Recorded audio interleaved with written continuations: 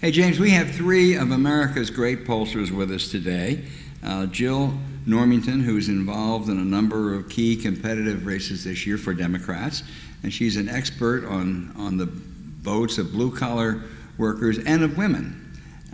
Jim Gerstein, who I think is probably Politics War Room's resident pollster. We have him on all the time because we have him on for a very simple reason. He's so damn good. And Carlos Odio, who is probably one of the great experts on the Latino vote in America and Latino attitudes and cultures, which could be really critical in this election. So, Jim, let me just start with you, looking at not just the last 2 days out here in Chicago, but the last 4 weeks. How much have things changed? Well, I can say very personally, I used to wake up in the morning 5 weeks ago, have 20 emails to look at with polling data, and was dreading opening each email. And now when I get these emails in the morning, I'm excited to open them because we are just in a completely different world. And it was, it went from getting a call from James about how bad the world is to a completely different situation. And I think at the end of the day, America did not want to choose between Donald Trump and Joe Biden. And they were looking and saying, this is the best you can put forward. They look in the party saying, is this the best you can give us? And we made a change and they didn't. And that's why we're in a completely different world today, is we are giving them a choice that they want now. Jill, same feeling or what? 100%. Every time I pick up a set of trended data, right, like that we all live and die by where things were, a month ago, 2 months ago. Every time I'm looking at data in the same place that I was looking at a month ago or 2 months ago, sea change is the only word that I can use to describe it. Across the board, or is it focused on particular groups? There are absolutely particular groups where the enthusiasm movement is bigger. Women are one of those groups. Yep. Young people are one of those groups. And we see just a sea change in enthusiasm, in intention to vote, and in vote support. And you take those two things together, and you're looking at a radically different race now than a month ago. Carlos, what do you see generally, but zero in on the Latino vote? Has there been a change of attitudes there? Because the Republicans have argued all year, and actually for several years, that there was going to be a change, that they were, I guess Biden won the Latino vote almost 2-1, and that Trump was going to come close this time. Yeah, and I would have said a few months ago they might have had a point. We had Biden only up 5 among Latinos in June in the big 7 states. We polled right after the switch, and Harris is now plus 19 among Latinos. So that's a full-on reset, right? I think if the election had been called in June and the polling held up at all, we would have seen some truly topsy-turvy numbers that would have felt mind-boggling. I mean, we'd get these numbers back and say, this just feels, I don't know that bad, but just wrong. It feels odd. It felt upside down. And now what you're getting are numbers that look, frankly, more familiar. Well, Carlos, 19 is good, but it's not sufficient, is it? It's not quite there. She's tracking below Biden 2020 levels, which at this point I think is the best benchmark we can use at this point, is can she match what Biden got in 2020? Now, in some states she's in striking distance. She's only 2 points below where Biden was in Arizona in 2020. That might be enough. She's 4 points below where Biden was in Nevada. And as we were talking about, given the growth of the population, that still also might be enough. So it depends on the state. She still does have some work to do, and it's certainly not the levels that we were seeing in the pre-Trump era. James. So, just go back down the line. Where would you rather see it? And don't tell me both, okay, because I know that. But where do you think we have the most chance to make up what I call loosely aligned? Because if I ask a pollster what's an independent, I get fucking 10 answers. Okay, I don't even know what an independent is myself, but I'm just saying loosely aligned. That means independence of people. Or should it be more towards stimulating what we would think of as a traditional Democratic base? If you had to shade it in one direction, what direction would you shade it in? I can't say both. No, you can't say both. I can't say both. You got to shade it in one. Well, here's what I say. At least reasonably, 30 to 40% of Latinos who show up in 2024 will not have voted in 2020. These are the hardest group of people to read in the world, and it's because they're deciding whether to vote at the same time they're deciding who to vote for. In 2020, those people swung toward Trump in a significant way. So this time around, I'd say it still is to me, if I had to choose, I would lead with persuasion. It is a persuasion question. Okay. Because even at the end of the day, if what you want to do is motivate people, they first need to be persuaded. Okay, Jim. Right, so, that's good. Now, you got talked you around it, but you got to it. Okay. Right, like all of the above. Like all these fucking posters. You write finance and what time it is. They don't tell you the time. They don't tell you how to build a watch. They tell you how to build a Swiss village. But anyway, go ahead, Jim. Well, thanks for having us, James. You feel at home, Jim? It's definitely home.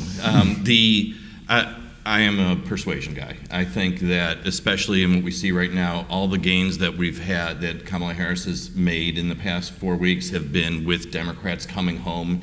Carl's talked about Latino voters, young voters, women, a lot of constituencies where you saw the Senate candidates way outperforming the top of the ticket, outperforming Biden. The reason that it's now getting closer is because those Democratic constituencies and Democratic voters are coming home. The next step in this process toward winning is going to be the convincing those persuadable voters who are going to make the difference in these states that are very evenly divided along partisan lines. And I think that, I think we have to do the hard work to get our voters out, of course, obviously, but I think the difference in this election is going to be the independent and the persuadables. Okay, and now we got know how to build a watch and how to build a Swiss village. What time is it? I live and die by the electorate that's coming out is the electorate that you need to win. Field is somebody else's role in a campaign. It's not really my role in a campaign. I'd love it if the electorate was different, but we make decisions based on the electorate that tells us that they're coming out, and I believe that everything that Jim said is right, that we got where we needed to be among most Democrats, and we're going to win this thing across all these battleground states by convincing people who are not 100% sure. I'll go one step further and tell you how I think we're going to do that. And that is that voters actually don't know Kamala Harris that well, and they feel like they know Donald Trump really well. I don't really think we're going to change opinions of Donald Trump all that much. If you think the guy's an asshole, you've probably thought he was an asshole for a long time. But they don't know Kamala Harris or where she comes from, what she stood for, what she's about. And I think this is going to be one of those strange elections that we're going to win on positive. Don't tell me that. Okay. All right. You beat Donald Trump on positive, right? Is that what you're saying, Jill? I'm saying that voters' opinions of Donald Trump tend to be so cemented. Right. And what's malleable. But don't they have to be reminded some? Because when I look at polls that talk, a lot of people say how good it was under Trump. It wasn't. But if people think that, do you just... I've tried for a long time to convince people that Donald Trump was not good on the economy. We've never been successful doing that. There is one piece of new information that exists in 2024, and that is about Project 2025.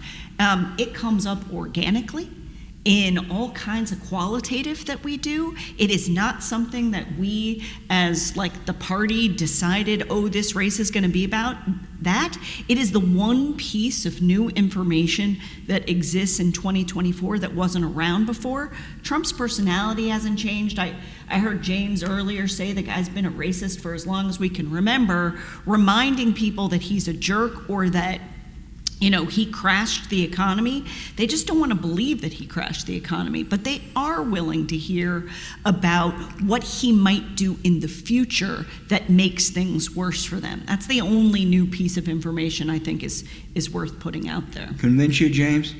That's the way to go? I'm open. So, well, I got you here. One of the things about front man campaigns, people would say, don't pay too much attention to the head-to-head. well, fuck you. I'm paying all attention in the world to head-to-head. Okay, it's the most important number in the poll. I mean, it doesn't matter whether they win or lose. Why the hell do you keep score? But every campaign manager has their favorite number. And my favorite number is self-described party ID. And how has that changed over the last month? Jim, go ahead. Because you know I'm obsessed with that. I'm fully aware. And as I told you before, I look at independence. That's the first thing I look at because of the persuasion. Right. Party ID isn't radically moving one way or the other, because if it is, it means your data is off. And we were talking about this before coming on the show. The weighting of the data is essential, and you have to look at various partisan measures. We have access to the voter files. We will weight data according to what the partisan makeup of that state should be, and as a result, you don't see big shifts. You see some shifts, and right now, some is a lot. Yeah. But we are also getting a lot of our unweighted data back very democratic. So let me go to a question you're going to ask you. So the general rule is you can wait for a fact. In other words, if you think the electorate is going to be 12% black and it comes in 9, that's a fair wait. But you shouldn't wait for an opinion, okay? Because an opinion is not a fact. If I think of myself as a Democrat or a Republican or an independent, is that the kind of rule y'all follow when you're waiting? Yeah, you have to wait to known variables. But we do know some things about the partisan makeup of the state based on party registration. You know what the party registration in the state is if it's a party reg state. You know what the partisan score is, the modeling score. And you have to take that into account. Otherwise, what you're going to see is some of these public polls where the vote, the horse race that you're talking about, is going to jump up and down in both directions radically, and you know those polls are wrong. You know, and I'd get a call in the morning from Jim Gerstein and the other people I work with. It's, well, you got to be careful. Data's a little too democratic. I'd always say good. Because they like describing themselves, or if it's too Republican, I would worry about it. I'd say because the way that they think of themselves is kind of critical to the election. And I think that'd be more true with Latino, what is it, Latino or Hispanic, whatever. Okay, all the above. All the above. Yeah, I can imagine. Yeah, and look, it's a sign of enthusiasm for sure. But if anything, for pollsters, it's a nuisance. Because if you're getting too much of one kind of voter, it means we've got to wait more than we have in the past. You talk about your favorite numbers. I mean, my favorite is to look at changes from 2020 recall. Because you ask people, how do you vote in 2020? Right, sure. And we had a debate before here. Do you wait to 2020 recall? You know what the final result was. I think pollsters have found recently that it adds some stability. But to me, the whole ball game is about change. How is this different from 2020? And so I like to look at how are Biden voters saying they're going to vote today? How are Trump voters going to say? And then how are that weird third category people who didn't vote last time? Let me get all three of you to weigh in. I mean, I think it's clear that Trump's going to go after her on everything, we know. But if there's one that he really is going to go after, it's going to be on the border. What she's doing. She's going to let all these murderers and rapists in. And Carlos, let's start with you. How effective will it be, and does Harris have a way to minimize her losses on that? Yeah, I mean, look, it is certainly a challenge. I will say it probably is her biggest liability, along with obviously inflation. I think inflation and the border, and if they were a smart and disciplined campaign, that's all you would hear about. But of course, we're talking about the Trump campaign. So the border, the thing is, all Americans, including Latinos, want order at the border. Mm-hmm. It is. Immigration's a complicated thing. The border's a law and order thing. It's about safety, security, and that's how people see it, including Latinos. And so that's opened up a vulnerability during an era in which it felt it went out of control. Republicans push this button every goddamn election, right? We remember the migrant caravans, what have you. This time, they had a little more to run on, right? Because you did have the visuals in the cities that have had to deal with surges in migration. And so you see the Harris campaign realizing it's their biggest vulnerability and coming out the gate and trying to stop off some of the bleeding. And the thing is, I think Trump misstepped a little bit and overreached. He killed the bipartisan border deal, which has given Democrats a tool here to use, to bludgeon them with. You actually heard President Obama using it in his speech last night to say, these people don't want solutions at the border. They're just using it for their own gains. They're cheerleading chaos at the border. And they killed a border bill that could have helped fix this problem precisely because of that. And then now they want to talk about their extreme Steve Bannon, Stephen Miller plans to deport people who've been living and working here for decades. By the way, that's not popular. People want a common sense, balanced approach to immigration. Jim. So, James, let's just stay on the border for all, all three, and then we'll go back. Jim. Right. Well, I wouldn't if I had another question, but... I want to hear Jim and Jill on the border, too. All right, if y'all go tell us about the border, please. Okay, I'd say that we can actually fight to even on the border, and we don't have to. Even? Yes, we can. We don't have to win the argument. We don't have to be seen as better on border security. We have to be seen as good enough on border security because when we pass that threshold, and we can, and it goes to the argument that Carlos is making that we've tried to do something that was a bipartisan agreement that Republicans pulled out of simply because the emperor told them to, and. We've tested that in numerous ways. It's a very powerful argument because people, especially swing voters, want to see parties get things done. They want to see their elected officials get things done, not to cater to whoever the party leader is. And so we can actually battle to even on that issue, and that is more than sufficient enough to move the choice in the election on an issue like abortion rights that is going to make the difference, where we actually have huge advantages and where people actually do want to vote to protect those abortion rights. Jill, do you really think you can pull even on immigration and the border?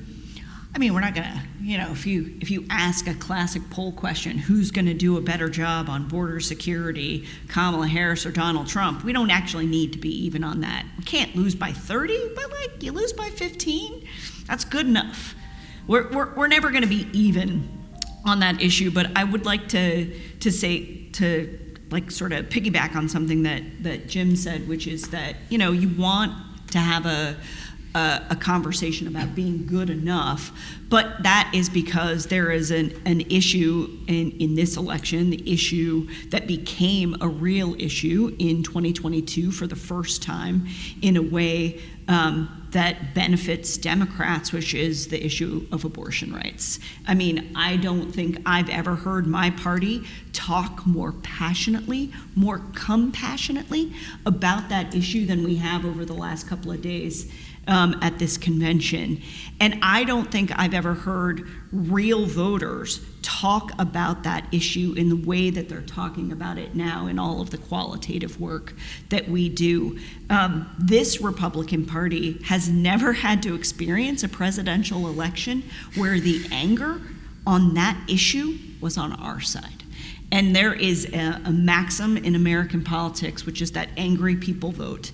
And we are the angry party on that issue. It is the reason why we picked up seats in the United States Senate in 2022, and that our losses in the House were really mitigated.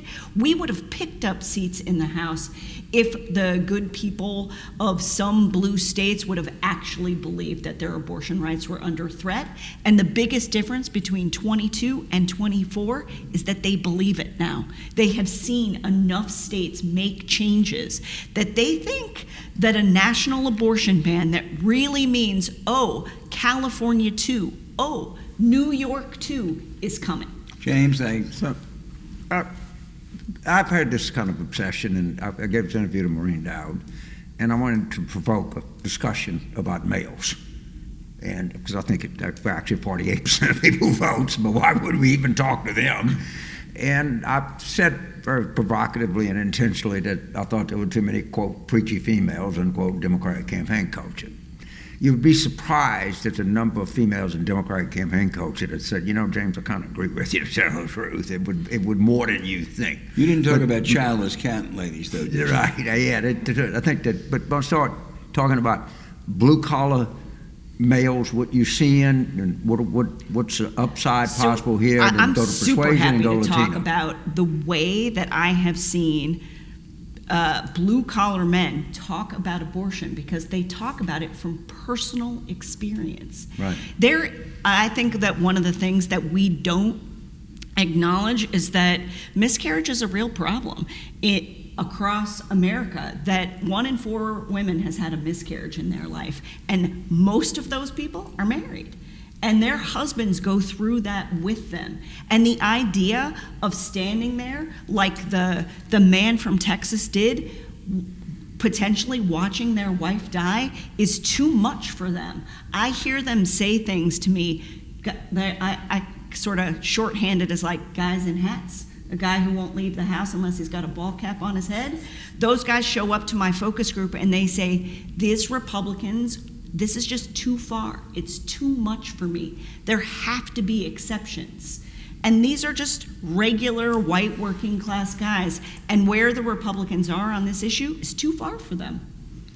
Well, good. Yeah, I mean, we have an argument to make on immigration. They don't have an argument to make on abortion. They just can't get there, and that is why we can win this election. We are better positioned to win this than they are.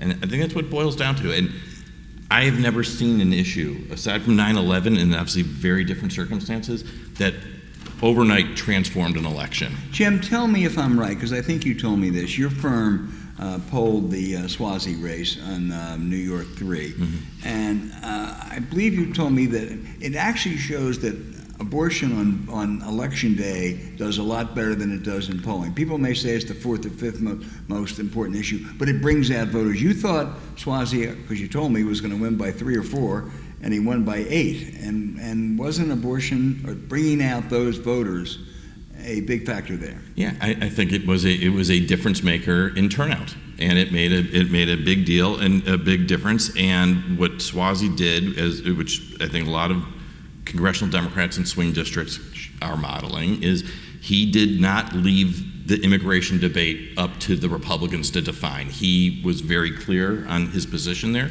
He fought to even on it. When I say fight to even, I mean the argument. We can fight to even on the argument. They may be seen as better, but we will be seen as good enough. And all the negative advertising against the Republican candidate was on abortion and abortion rights, and that was extremely powerful and effective. And this is why we win all of these special elections. The electorate is much better for us because our side is very energized on this issue. I do want to add that the abortion is helpful with Latinos too. I think there was a stereotype that took hold at some point that somehow Latinos were more socially conservative because they're more Catholic. Well, even a majority of practicing Catholic Latinos are opposed to Dobbs, to the overturning of Roe v. Wade, and to these abortion bans. But I do want to talk about men. Good. Because I do want to talk about the men. Because I will say, now with Harris at the top of the ticket, the swing categories we see among Latinos, the persuadable segment has shrunk significantly. Undecideds are down to almost nothing at this point. Before, the persuadable Latinos, when it was Biden, were predominantly women under 40. Now the women under 40 have all gone home. They've all gone to Harris. And what's left is men under 40. And that last piece is going to be hard, and that last piece is about the economy. And it's not just the economy as economy as cultural. It's like, do Democrats understand what me and my family are going through? Are they going to fight on my side?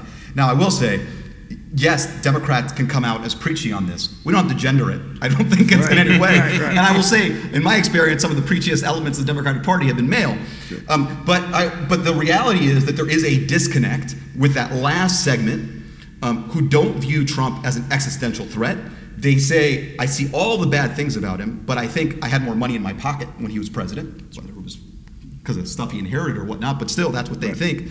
And Harris needs to present a viable economic alternative. I think her trying to take back opportunity economy in her proposals last week is a good start. So what I was hearing at the beginning of June from a lot of pollsters and people were, I think Biden's going to lose the Hispanic male vote. Right now, Biden would have. Biden would have. At this point, Harris is on track to win him. Right. So I mean that's to a win pretty the Hispanic big, male.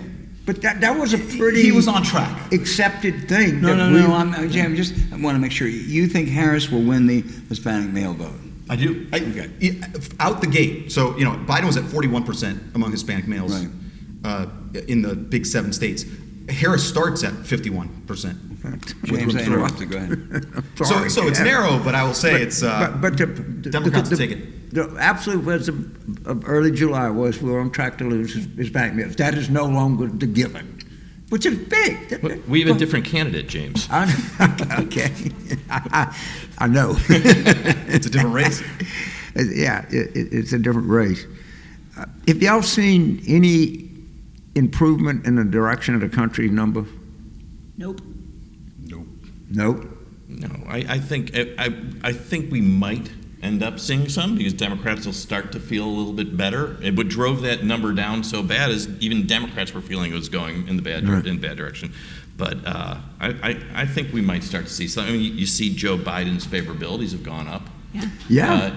And I think people were, and part of it is it's driven by Democrats feeling better about him because of what he did. So it's fair to say it looks like a change election. It's just that the beneficiary of a change election might have changed. Right. Yeah, and I go back to Dobbs. And there's something, Jim, you told me at Nevada 2022, Mastel's race. What Dobbs did is really stop the bleeding among Latinos. Okay, without Dobbs, we probably would have lost that race. We wanted, but is that was your interpretation then? Call us, do you share Jim's interpretation that Dobbs really stopped their momentum with Hispanics? Yes. When we looked at, we went back in and studied the 2022 electorate, and if you looked at the voters who said that their top issue was cost of living, they were breaking very heavily to Republicans. But if your top issue is abortion, was breaking overwhelmingly to Democrats. This is among Latinos. And there were just as many of them. And so that was absolutely what saved folks like Senator Cortez Masto in Nevada. Albert? Voters. All have gone. Go ahead, Jim. Voters did not want to choose a Democrat in 2022. Until Dobbs. Okay, that's it. This was a midterm election with an unpopular president at the top. They did not want a Democrat, and the jobs changed everything. I think Nevada was a great example of it. I mean, Jill was Masso's pollster, so Senate Majority PAC. Oh, got you, sorry. We had JB on yesterday. Go ahead, Alf, I'm sorry. He came, I mean, really, it was amazing. JB going public. We had you all have talked about the potential counter to the immigration and the border problem. And you mentioned the other problem, of course, being inflation. I thought personally that her proposal to cap grocery prices was kind of stupid, but they say at polls great. Do you think that she's making any effective headway on inflation, or is that just something that people will dismiss? Well, I have two reactions. It's not a cap. There's no cap on prices. That's not what she's suggesting. Right. Price caps are something completely different. Well, they are, but when you say no price gouging, Yeah, you have to determine Albert, what price gouging is. I think we misinterpreted that. I actually, Krugman said she didn't call for a price cap. There was a thing about Gouging during an emergency, and they point out Texas has a law. 34 states have anti-price gouging. But I'm just saying I was wrong. But you have to. I mean, I think that's right. It's not technically, but if you're saying we're against price gouging, you have to determine what price gouging is, and then that can turn it. Absolutely, and I think part of what we need, or what the government determined, that there was price gouging on eggs, and it was not that hard to prove collusion among the grocery chains, that they all just agreed that eggs were going to be $9 for no particular reason. And so there are ways to go from an antitrust standpoint. I'm not a lawyer, but these things exist. We do them regularly. We have these investigations from the FTC. The federal government knows how to investigate those things, and I think that the president is suggesting that we use the full power of the FTC to go after these folks. I mean, cost of living is an issue that clearly has hurt Democrats a lot. Is this a good step to convincing people, and what else does she have to do? The second part is that what she's talking about actually does pull great. Going after grocery store chains, going after corporate investors who are buying up houses and jacking up rents around the country. The populist frame of this, not only does it poll great, but it polls great because people actually believe that's what's going on. They don't believe that the federal government controls the price of eggs, but they're pretty darn sure that the grocery companies are screwing them. That is not a hard thing to get people to believe, even a little bit. And I think that the vice president is tapping into that. And I think that, frankly, Democratic candidates around the country have been running on going after price gougers for months now. Bobby Casey's shrinkflation. Yeah, huge, absolutely. Right? Yeah, it works, and it's right, and it's what people like about Democrats is that we will stand up to big corporations that are taking advantage of consumers, and that the Republicans are the ones that are catering to those big corporate interests. That is at the core of our identity, and when you talk about trying to win working class voters, that is essential to whose side you're on, and that is credible because people are feeling it in their pocketbook, and it speaks to who we are for and what they are about. Go ahead. No, the opposite kind of opens the door to Trump, frankly. When we see people feel beleaguered, right? It was crisis after crisis. We came out of pandemic, and then what we had was rising costs, and you had wars, and you had school shootings, and you had the border situation. And people, the idea that government just throws up its hands and says, well, we can't do anything about it. That's just how the world is. It's part of a global crisis. But one of the smartest people I've ever known in my life in terms of IQ is Jason Furman. He's a fucking idiot when it comes to the economy. He says, oh, no, this is all just. No, it's not. They're rigging it, okay? They got cutouts talking to each other. They go to CFO conferences, and the CFO says, if I do. And you know what is the greatest price rigging cartel in the entire goddamn country? Harvard, Yale, Columbia, Dartmouth, Princeton, Cornell, and Penn. That is a price rigging cartel. If don't tell me they don't go somewhere and say, I'm going up to $73,800. We got two pancake kids here, so be careful. There's literally some of us on this panel are paying Penn tuition. To not know that means to be an idiot. Paying all this tuition for. Yeah, you go into cereal aisle and it's Y'all all think owned by they're two rigging you companies. for So tuition? diapers are all owned by two companies. Of course you did. It's not much better at the public schools And either. don't let no heat on professor tell you otherwise. What would you, I'll start each one, what would you like to hear from Kamala Harris Thursday night? Jill?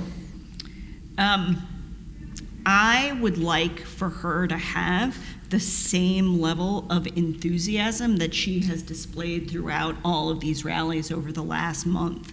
The sense of optimism that she is conveying is infectious.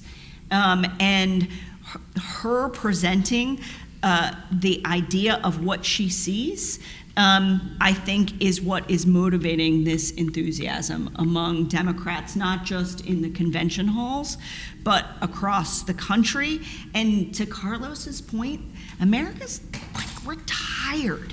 And it feels good to see somebody who looks energetic and like they're up to it. Like she looks and walks and talks like she is up to the job and that she wants to do it. That is what I want to see. For me, it's all about the body language and the tone. It's not so much what she says, it's that she is conveying to the American people that this is a job that she wants and she's ready to take on the fight for them. Jim? I'd like to see her kind of echo a little bit what Barack Obama said last night, was that she's going to be the president for everybody, and that she is not just the next partisan president. Is a great contrast with Donald Trump, that he is for himself, she is out there for everybody, whether they vote for her or not. She's going to be the president for everyone, and I think that is really critical to reassuring on a lot of the doubts that people may have about her right now. And Carlos? That was our top testing message. The Kamala Harris represents an America that works for all of us. And for her to lay out her vision, I do think that a lot of these key voters we're talking about want to vote for someone like Kamala Harris. They need permission. What this campaign about is reassurance. The fill in the blanks of the things they don't know about her. And so for her to lay out her vision, lay out her experience, lay out her values, especially on key issues, I think it's a pretty straightforward task. It doesn't have to be fancy. James? So I want to ask each of you about the state of the polling business and the future of the polling business. It's obviously not the same it used to be when you had landlines and you could do this. And, and Carlos, I'd love to know what percent of the respondents of Hispanic respondents speak only Spanish, or you conduct your interviews in Spanish or English. And also y'all can talk about, maybe the language problems we have, not just it's a lot more people in this country besides the Spanish speakers and English speakers. And how does the industry dealing with that? How are you dealing with being able to get people on the phone? What do you see? Is polling doomed as we know it? Or is it something antiquated, or there's a real future? I don't know, just address the state of the industry. And Carlos, we'll start with you and go from left, right to left here. Part of why we had to start Eggies is because a lot of the dynamism and change in the American electorate is driven by the populations that are hardest to poll. Latinos are but one of them, and so we started it to help solve that. I don't think we'll ever quite solve it, but at least to help deepen understanding of Latino voters. To answer your question, you get 10 to 15% of respondents, if you try real hard, who are going to answer that interview in Spanish. Now, the number of Latinos who actually speak Spanish at home or who consume media in Spanish is much higher than that. And so communicating in Spanish is still important, both for instrumental value and for symbolic value. It's a way for candidates and parties to signal that they give a shit and that they are bothering to show up, which is a big part of the job. I think the future, it's a great question. There are other growing segments of the American electorate, like Asian American, Pacific Islander, who are even more complex, who do even speak even more languages, who are harder to reach through traditional methods. I think the era of trying to get some perfect sacred number is way behind us. Polling is never going to give us the exact number. I think it's about, though, it still has value in being a gut check to our instincts, especially as all of us who are frankly elites live in these elite bubbles. We need something like polling and even the qualitative side to help us understand what really is moving people and how that might be counter from what our assumptions are going in. I think pollsters want to get it right. Well, I do. Incentivized to get it right. And we recognize when things are not going so well. Jill's company and my company joined with 3 other of the major Democratic polling companies for the various committees and party to try and look at the 2020 results and how in the places where it was off, because that's where we always hear about it. The vast majority of races that are right, we don't hear about that all the time. Georgia was right, Wisconsin not so much. Right, exactly. Yeah, all right. But so we work together collectively to try and look at different things that we could be doing. And we are adjusting to try and improve it where we can. We do a lot of text to web.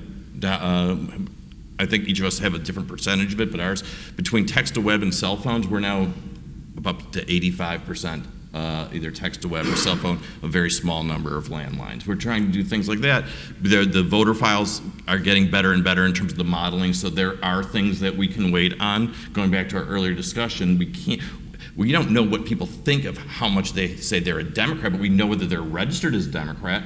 And in states like Louisiana, there's certainly a lot of people registered as Democrats who identify as Republicans, right? But so there are things we can do to understand, to get as representative a sample as possible. But it's not doomed. And for what Carlos said, the purpose of it shouldn't be. The purpose of it is to provide strategic guidance to campaigns to help them figure out how to get from where we are to where we want them to be. Headline here is leading Democratic pollster said industry not doomed. Okay, thank you. We'll get you. I mean, I'll go, one step farther, which is that the demand has probably never been higher for polling. In a post-Citizens United world, there are, I don't know, in any given race, there are 8 entities polling across the spectrum. And I have always said that polls are like porn. Like, even if you don't believe in it and you're opposed to them, you're going to look because you can't help yourself. I'll steal that. I'll just say, I think James loves polling. I do. I hope your son didn't hear that. He did. He's probably heard me say it before. And on a more serious note, beyond just is polling doomed or not, is it harder than it's ever been? I've been doing this for 25 years, and it is absolutely harder than it has ever been. The methodology is harder. The understanding of what is real and what's not real inside of the data, the reaching people, the response rates, it's harder than it has ever been. But the usefulness of the work has not changed over those 25 years. What people need those numbers for in order to make critical campaign decisions has not changed. You know, my favorite polling story, in 1960, you went, door to door. And Joe Alsop, who was a very good friend of Jack Kennedy's, went to West Virginia to see how his friend Jack Kennedy was doing. And he went door knocking, and he said, ma'am, pardon me, I'd like to ask you, are you going to vote for John Kennedy next Tuesday, or are you a religious bigot? At which point, he was able to conclude that Kennedy was going to sweep West Virginia. James, one more, and then I'm going to ask him the final prediction. Well, also, what, again, I'll go right to left. What would you like to see the Democrats take out as convention? What number would you like to see most affected by it? The economics, bio, safety, something. If you could get, what would be your dream wish to, what number would you like to move up here when we leave? Well, I mean, if we're dreamcasting, of course, I'd like to see us improve on trust on the economy. I don't know that that's what you're getting out of a convention necessarily. I think generally what you're trying to get is on the right side of feel good. People want to be on the side of optimism and joy and winning, and I think that's where you'll see it. The number I always follow is, for our purposes, is who cares more about people like me. And do you get a sense? I think that number is getting a little hairy earlier in the year. I think part of what is being conveyed through this convention is that regardless of who people like me is, Democrats probably do care more about you. And so that's a number I'll be following. Yeah. I think Kamala Harris's favorability. I want to see, this whole convention is about turning the page and moving forward, and she was somebody that was frankly not very popular prior to Biden dropping out. But she had the opportunity, unlike Biden, to be reintroduced to the public. And that is what I want to see coming out of this convention, is that people have seen, whether it's through her, through Michelle and Barack Obama talking about her and what she stands for, or even her husband in giving that personal, the personal side to her. I want to see, and I'm not a big fan of family endorsements. I don't think that really is the way to go in general, but I think here we're reintroducing her to the public, and I want to see that favorability number rise, because that's going to be essential for her passing. Gee, Jim, a congressman from Arizona, a right-wing Republican, his family all came out against him, and he still won. Still won. Jill, go ahead. That's the exception to the rule.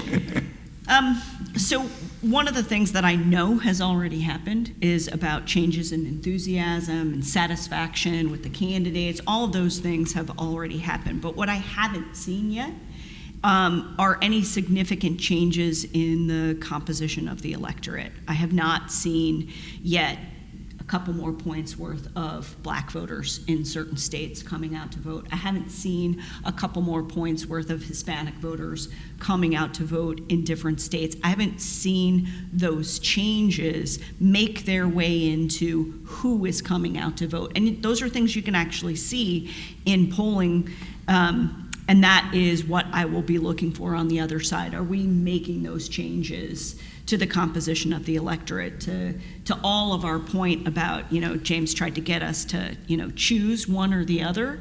I think that changes to the composition of the electorate need to be organic, and then we can persuade those folks.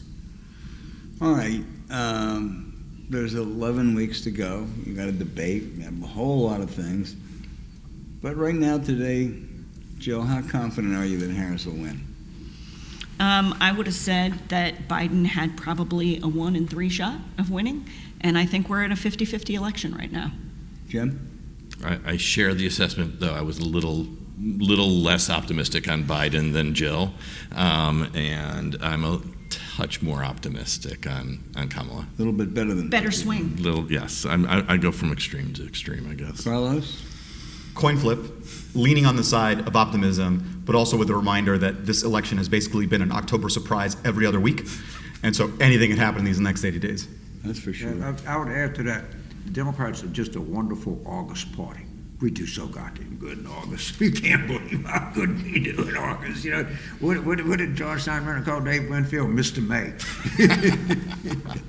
I have from Carty, I want to be the November party, not the August party. Well, you guys have been terrific. You guys, I shouldn't say that, should I? It's fine.